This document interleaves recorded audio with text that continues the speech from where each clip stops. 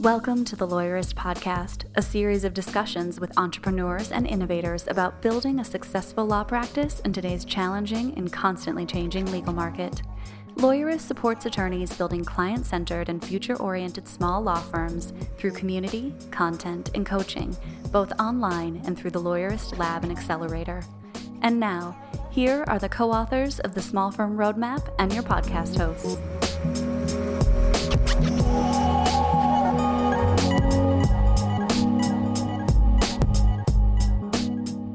Hi, I'm Laura Briggs. And I'm Stephanie Everett, and this is episode 321 of the Lawyerist podcast, part of the Legal Talk Network. In today's episode, Laura's talking with our very own legal tech advisor, Zack Glaser, about all things document automation. Today's podcast is brought to you by Nacli, CosmoLex, Text Expander, Postali, and ESQ.marketing. We wouldn't be able to do this show without their support, so stay tuned. We'll tell you more about them later on. Today, Laura, we have a pretty cool concept that we're going to introduce to our listeners where they can tell us what they want to know and hear on the podcast. Yeah, I'm excited about this because some people have reached out to me personally and said, hey, it would be great if you covered this. And we've posted in our Lawyerist Insiders Facebook group asking attorneys what kinds of topics would be most important to you. But Stephanie and I, or Stephanie and Aaron, or some other, grouping of our staff and podcast hosts here can answer all kinds of questions. So if you have a short question that might be a good feature, we'd love to hear from you about that. Yeah, so you can go to go.lawyerist.com/podcast request, and you can submit an idea or a question for a future show or future introduction, and we'll check them out and we'll see if we can make it happen. Yeah, let us know what is on your mind. And if we're not the experts to figure it out, we will try to find an expert in the field to do an interview with on a full episode. So now we've got a brief sponsored conversation with Kim from Nacli and then my conversation with Zack. Hey, y'all. It's Zack, the legal tech advisor at Lawyerist. With me again is Kim Mayberry of Nacli, and we're talking document automation. Kim, thanks for being with us today. Hey, thanks for having me. Now, today's episode is all about document automation, and later Laura and I will be getting into discussing doc automation generally as it relates to law practice, but I thought it might be nice to use this time to introduce some doc automation concepts. And specifically, I'd like to dig into, the tiers of document assembly software, because I get asked all the time why somebody should use third-party software instead of the document assembly that's built into their LPMS, or what level of software do they need? And this is a confusing place for people. It is. And we've seen it as we've been out there talking to people about document automation. For us, we've actually divided it into, there's basically kind of 3 tiers of document automation software out there. The first tier, you get basic mail merge, maybe a little bit of conditional logic, what you might get with your Clio, your smoke ball. I put Lawya kind of in that tier where you're getting just basic functionality. And then you get to tier 2 and you're getting some conditional logic. You get some lists. So say I have children that I need to list out in the document or something like that, you can do that. Certainly most of the tier 2, the idea of external intakes is taking hold. Oh, yeah. Most vendors now have that. Absolutely. 3 years ago, it didn't exist, though.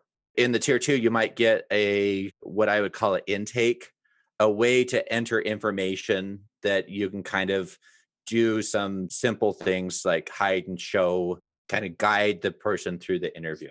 Conditional formatting related to taking somebody's questions, taking somebody in, and maybe even determining whether or not somebody is a potential client or not, and just kind of conditional formatting in that intake area. Right. So that kind of gives us the tier 2. Then we get to the tier 3, and we're getting into more complex logic.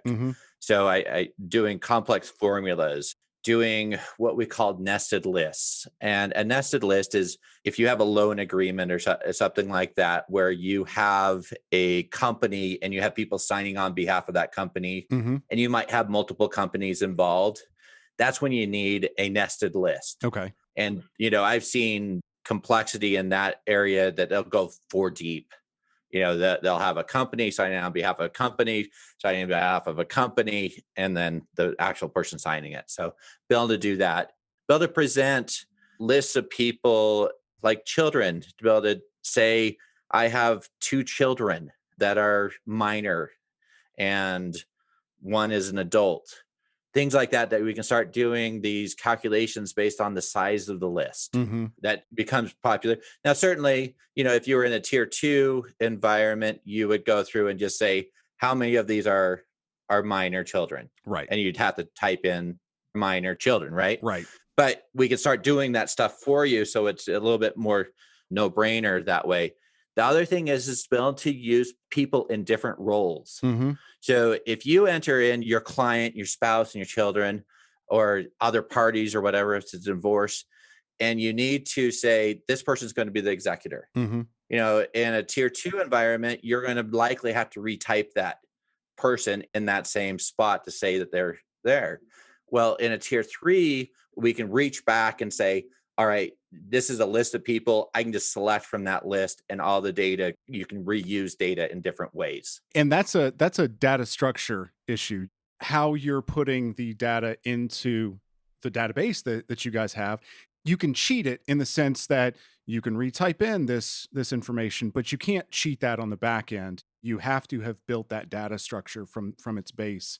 Right. And I think that's something that people run into a lot of times, is recognizing I can't get that variable out of my law practice management system because it is a contact instead of in the matter field or something like that. Right. And so having solid data structure and well thought out data structure is, imperative in these situations. Yeah. And having that data structure opens up the world that we can now actually query our data. Right. So we're actually working on this right now, that because we have it in a structure that's usable, we're coming out with a thing called queries, where I could actually go through and take all of my clients and create a report out of all my clients and say, these people have this condition in it. And so I could use that for marketing. I could use that that really opens the world here when you can start mining your data, because you have so much data available to you that has never been available to you. I think that brings about really the base here, is that it is a database that these document automation is built upon, as opposed to, we're going in, you guys have come from a deep database and solid data structure standpoint, and that lets you do a lot more instead of saying, okay, what is the bare minimum we need in order to build a document? You say, what is all the information we need? How does it need to be structured? And then let's start building documents. And we're the only ones out there doing that, even of the ones that have been out there for a while. Right. It is a very, very deep database there. And we could talk about this for half an hour. I know we could, but you guys have more information on your website about, a document difficulty breakdown. And people can find that at nacli.io/no limits, right? Right. So if you'll go to our website, you can download it. And basically, it's going to give you a breakdown of the things that you need. It kind of breaks down each of the tiers, gives you a better understanding of that. And also so that you can understand, do you need a tier 3 solution? Do you need something like NACLI to help you get to where you want to go? That's exactly right. And I think that's a lot of the question sometimes, is where's the edge of what this software can do? And I think a list, a chart, something like this would be very helpful for people when they're looking for document automation software. Well, Kim, thanks again, as always. It's fun talking document automation with you. I appreciate you being here. Yeah, I always love these conversations. Thanks.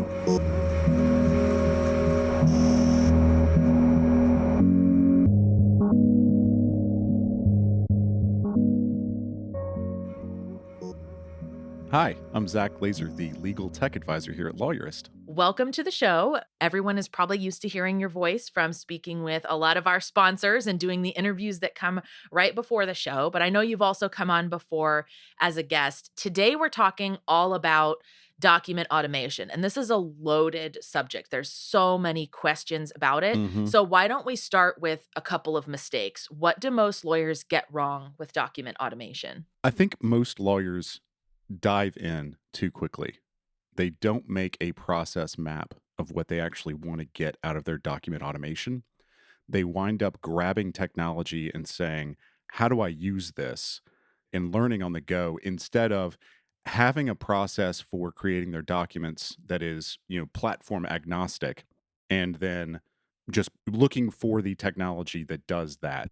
I'd say it's planning, it's initial planning. How long should you expect to spend doing that initial planning? And do you recommend like going old school pen and paper? Is this something that you should map out visually on a computer before you try to find the right solution for you? Obviously, it depends on your practice. If you're heavy document automation, then if you're a estate planner, for example, then you may wind up drawing out a lot of processes. But when I say planning, I don't necessarily mean you have to have everything planned out from the get go, but you need to plan before you work. Have a plan for each document as you go. And I drew things out and draw things out on an actual whiteboard in my office, but whatever works for you. Some people use Excel spreadsheets, some people use whiteboards, others use pen and paper. Just whatever works for your mind. This feels like something where there's the upfront investment of your time. Because I can hear some lawyers potentially saying, well, so I'm going to have to invest the time of mapping out what this looks like or using that Excel spreadsheet. So I'm curious, how much time do you think that document automation can save attorneys when it's done right? Short answer, a lot. So I think of this term aggregated marginal gains when I think of document automation. And that means that if I save myself 1 minute on each document that I do, and I do 60 documents a week, then I've saved myself an hour a week right there. It depends on how many times you do the document. So when I tell people to start, I usually say start with the document you do the most, which most of the time is a retainer agreement. If you take in a lot of clients, you're going to save a lot of time right off the get go. That brings up an interesting point. Where is that line between it makes sense for me to try to automate this and I don't do it enough? I mean, you mentioned starting with the document that you create the most frequently. Is there a line or a rule around, you should create these five, or if it takes you this much time per month, you should certainly automate it? Other cases where it doesn't make sense to do that. I think that's a really good slash loaded question. Right? I start from this idea that efficiency is really more complicated than just automating something. Right. If you save your assistant that 60 minutes on creating documents, but they don't have anything else to do, are you really saving any money? I like to think of it in small little snippets like, can I make this thing faster and what else would I be doing? So I don't even necessarily automate entire documents, it's pieces of them. So, for example, if I go to court a lot and I know that I'm going to have a caption on the top of every one of my pleadings, then I automate that caption. So now instead of saying, well, I can't automate depositions, Zach, you can.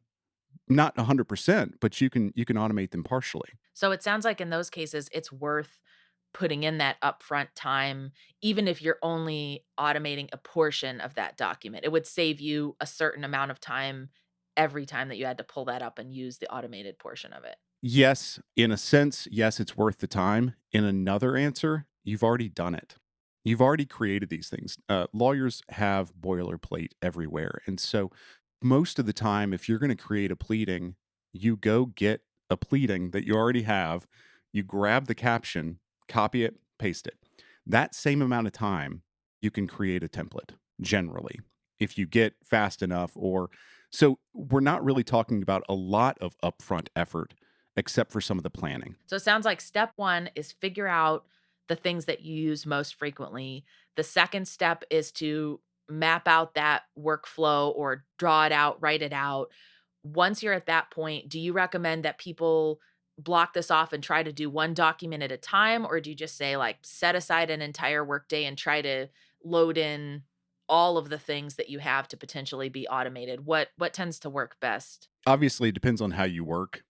Technology implementation is a procrastinator's dream. It is this thing that feels productive.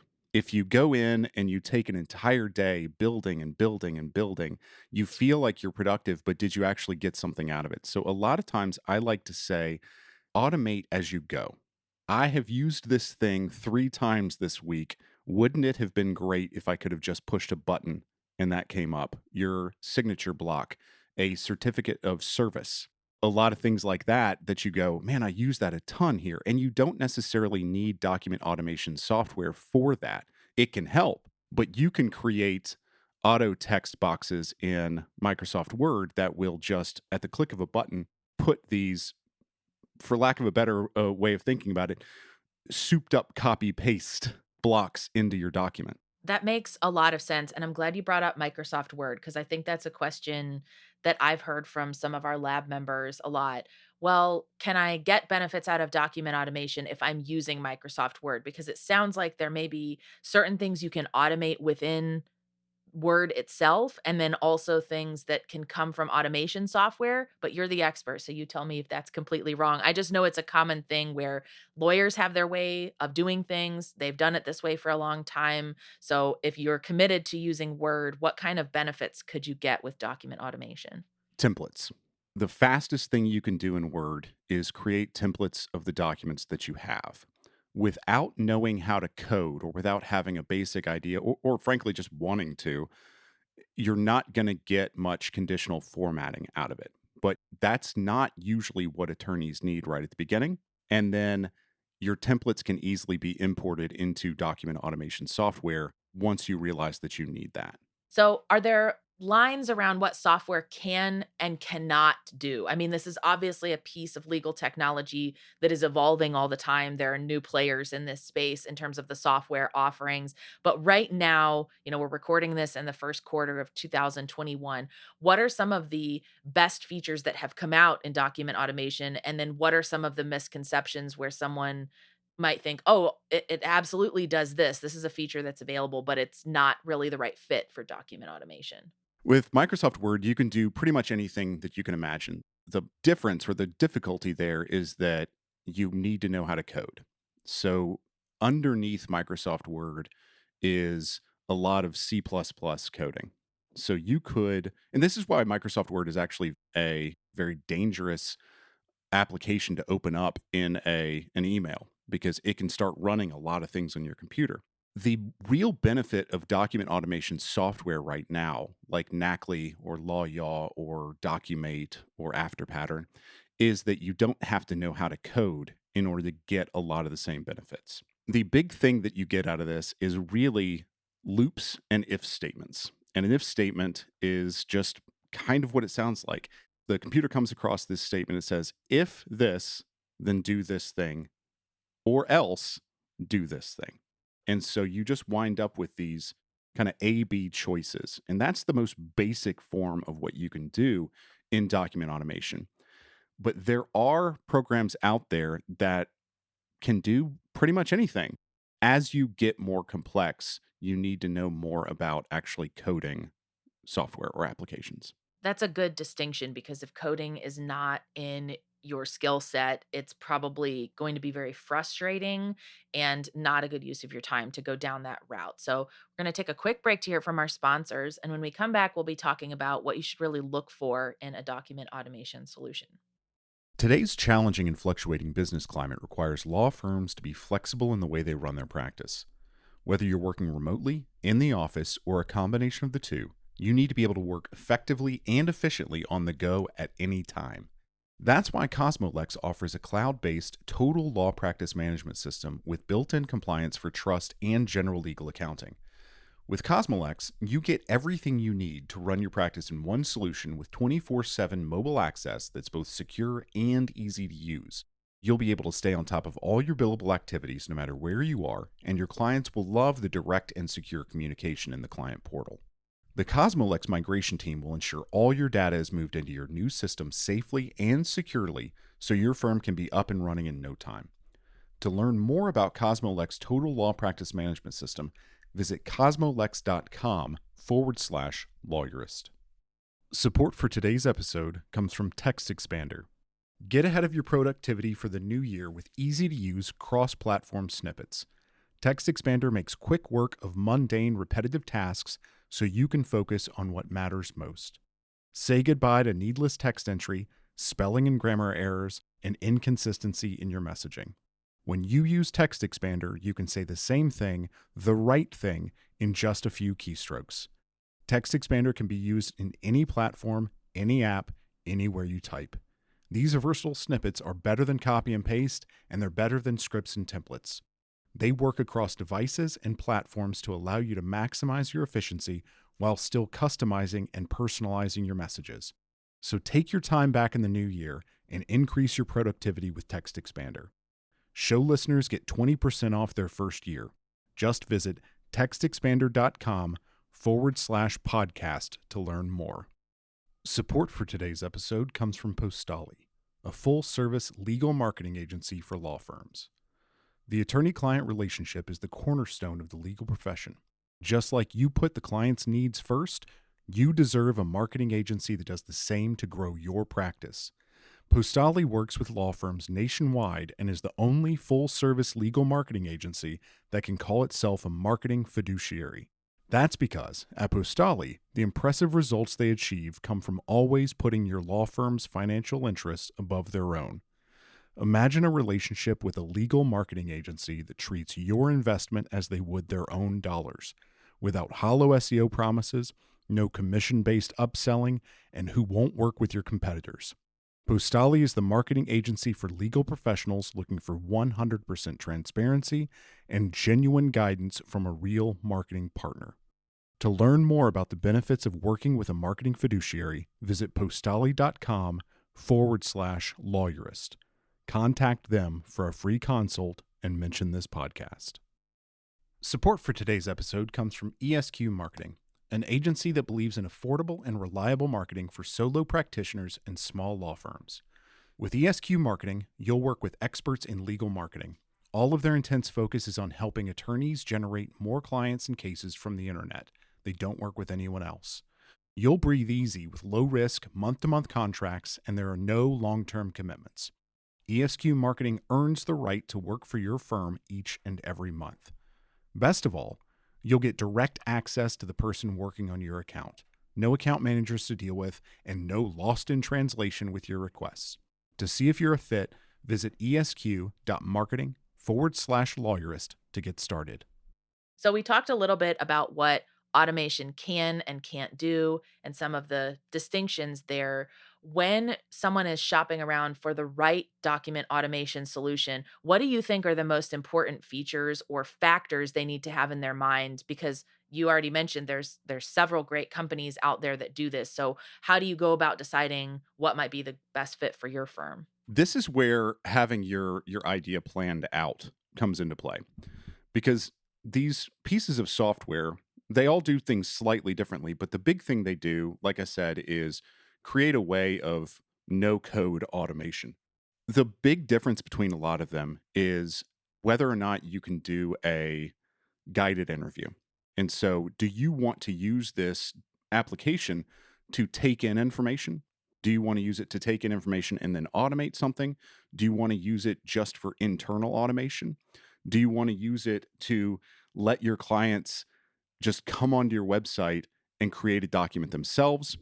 So having a plan for how you want to use the software is really the first step, because that's the small differences between these pieces of software in the grand scheme. So, for those lawyers who already have a document automation solution, I know there's this concept in the world of software in terms of cost switching, right? So, even if something you're using isn't a perfect solution, the devil you know is better than the one you don't, and you at least have everything set up and semi-functioning in this one place.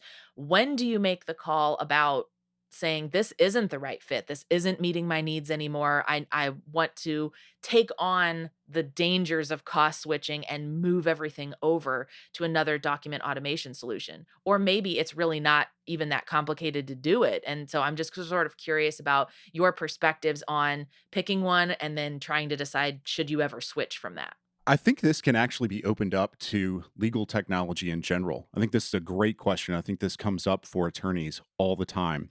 I generally tell people, as it relates to, let's say, law practice management software, the best piece of law practice management software you can use is the one that you already have your information in. Stick with the horse that you're on. Don't switch horses midstream, but you know you're going to get to a place, or there's potential to get to a place where you do need to switch horses. And that is when you see a specific thing that you need to be done that this piece of software does not do and another piece of software does. That's it. Don't switch software for a dream. Don't switch software on a thought or a lark, or more likely, fear of missing out. I see that come up a lot. And I imagine even across similar practice areas, but definitely across different ones, someone else's process and solution works really well for them. But just because they're having a good experience with it and it automates, 95% of what they need to do, that could be a totally different process and set of features from what you're looking for. And I think it's really easy to, like, the grass is always greener, right? Well, so and so is using this and they said that that seemed to work. Don't just jump on over there before doing what you're talking about with mapping out that process. Absolutely. And one of the bigger things to mapping the process out is connecting your technology to what processes your technology takes care of. So, for example, Lawmatics has pretty solid intake and does a good job of allowing you to create forms to take in information. If you have that, then you may not need document automation software that does that for you. So having a plan for what you want to do and then knowing what it is that does those things is very big as well. So to go back to this concept of the switching costs, we talked earlier about when are you doing something enough where it makes sense to try to automate it versus just letting it go and be, the document that you create 3 times a year and you just use your best template or copy paste there. When it comes to switching, Mhm. is there an ideal pain point at which it is worth saying, okay, that feature will save us this many hours, or this new thing will make it easier for the other employees on my team who help with this to use it. And so that's when we should consider switching. Because I imagine that's probably the hardest spot to be in when you're relatively happy with the solution you have, but this area is always evolving and new features and companies are coming out. So I just wonder, do you have any advice for people around that? How do you decide when it may be worth the switch? What are your company goals?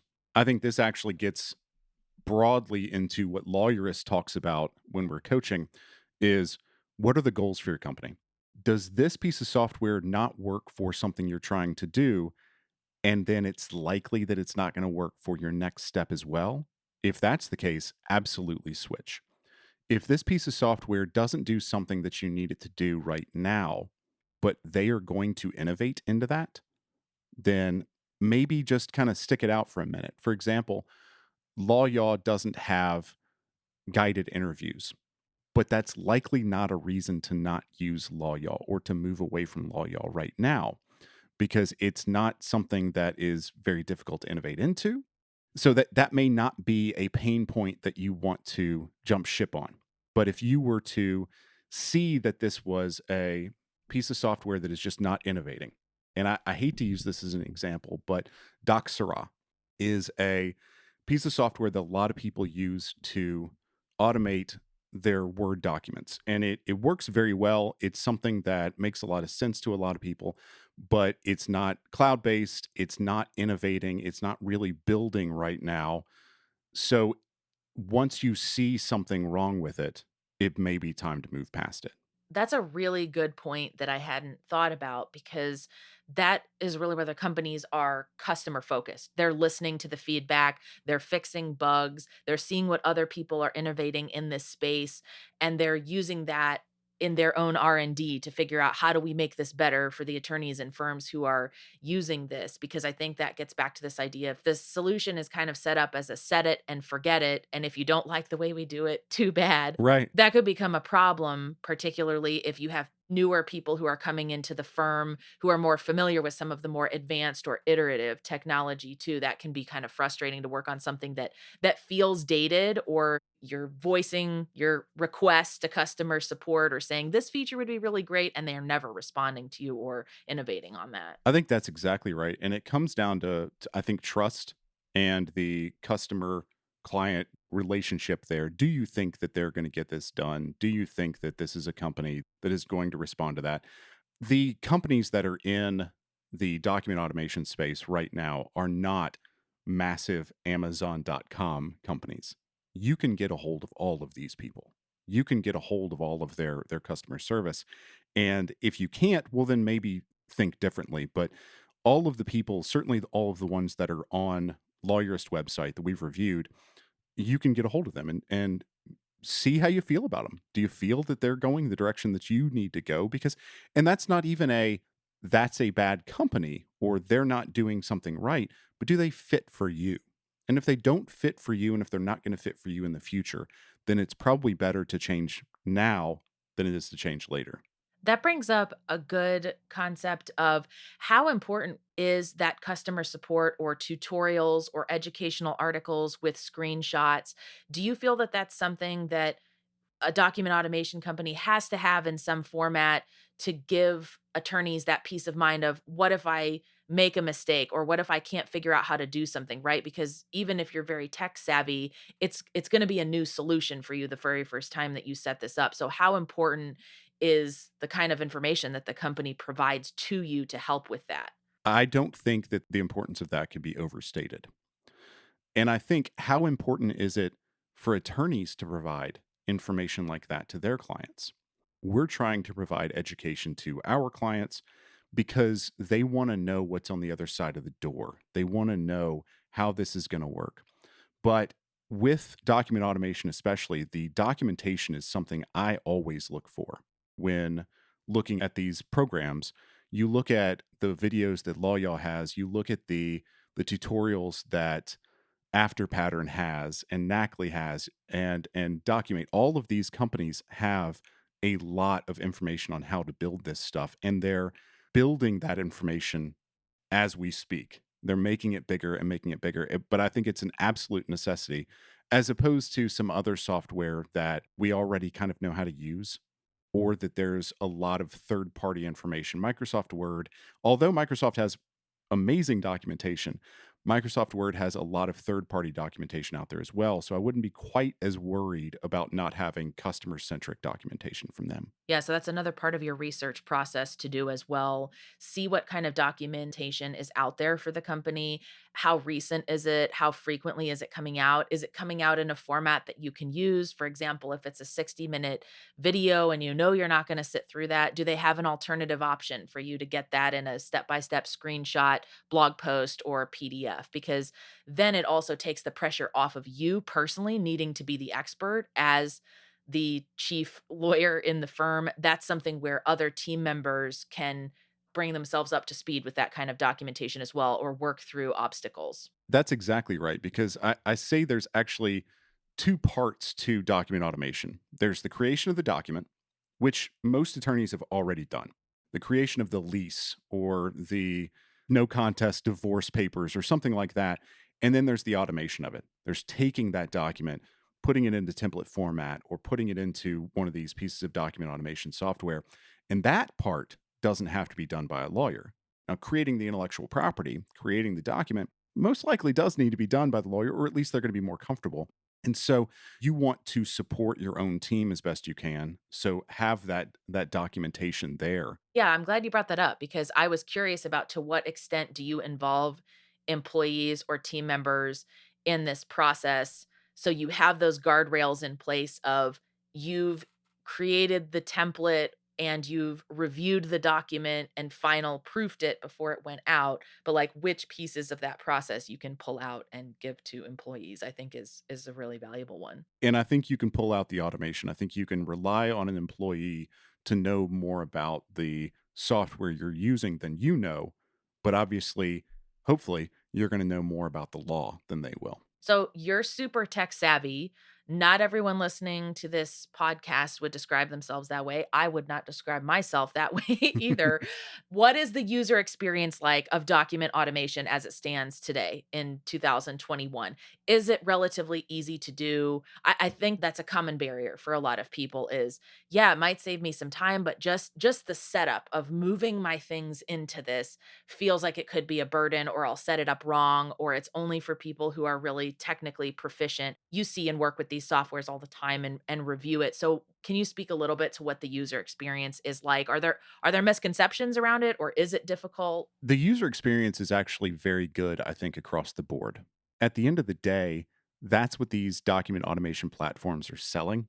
They're selling no-code solutions. And if I wanted to have to think too much about what's going on here, I'd just code it myself. So they approach it from different perspectives a lot of times. So with after pattern, you're creating the mechanism and creating the variables and all that in an application in the browser. And that works very well. Some people aren't necessarily going to get that. It's just not going to click for their brain.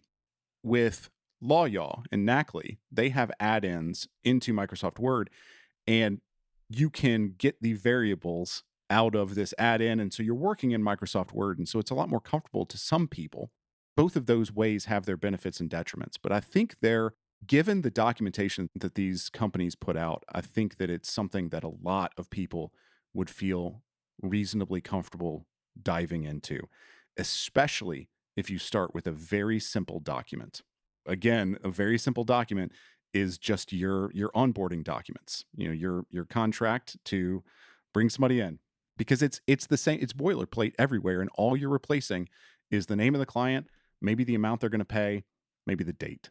And that's reasonably simple. So there are no excuses to skip out on doing your document automation. There's lots of solutions out there, and our website has excellent reviews and thorough information about all of the features that these different companies have, because what I'm taking away from what you just said is the importance of knowing yourself and how you need to work, how you need to learn, what this is going to look like in the day-to-day of your firm. If you're not the only person using it, what are the preferences of other people who are going to be touching this software? Is it a good experience for them? So check out our page that goes through all of the different document automation services that we've reviewed. We'll put that in the show notes as well. Well, Zach, thanks so much. You're always a wealth of knowledge on tech stuff, and I know this is such a hot topic. Thank you for having me. I enjoyed it. The Lawyerist podcast is produced by Bailey Tiller and edited by Christopher Eng. Are you ready to implement the ideas we discuss here into your practice? Wondering what to do next? Here are your first 2 steps. First, if you haven't read the Small Firm Roadmap yet, grab the first chapter for free at lawyerist.com/book. Looking for help beyond the book? Let's chat about whether our coaching communities are right for you. Head to lawyerist.com/community/lab to schedule a 15-minute call with our community manager. The views expressed by the participants are their own and not endorsed by the Legal Talk Network. Nothing said in this podcast is legal advice for you.